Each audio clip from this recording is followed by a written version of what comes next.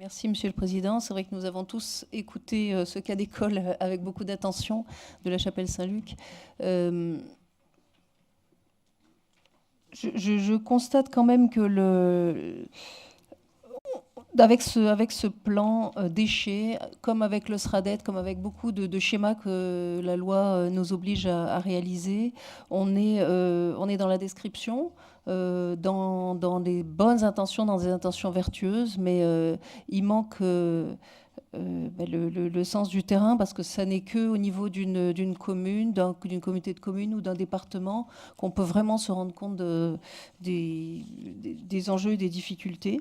Il y a des communes, notamment en Alsace, je pense à Manspar, qui est quand même qui a été admirée dans la France entière et par les efforts qui ont été faits par les habitants pour être vertueux. C'est vrai que les habitants ont un peu ras-le-bol de l'écologie punitive, c'est-à-dire qu'on va nous scruter sur la façon dont on sépare le pot de yaourt du couvercle du pot de yaourt. Et là, il y a beaucoup d'efforts à faire, évidemment, mais ça masque les enjeux réels qui sont non seulement le BTP, le bétonnage de nos territoires, et ça va de pair avec l'objectif du STRADEC, donc de diminuer la consommation agricole, mais également masquer les activités économiques.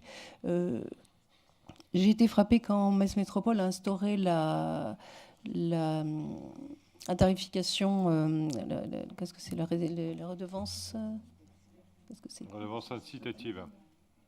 Oui, pour les gros producteurs de déchets, de voir que l'État n'est absolument pas vertueux, et c'est un objet de scandale, vraiment. C'est-à-dire que les grandes institutions étaient les premières à se défausser donc de l'incinération à but de valorisation pour aller vers des entreprises privées qui font de l'enfouissement parce que c'est moins cher. Et ça, c'est un raisonnement économique non vertueux qui est pratiqué à haute échelle par l'État. Donc là, on a perdu le sens de l'intérêt collectif.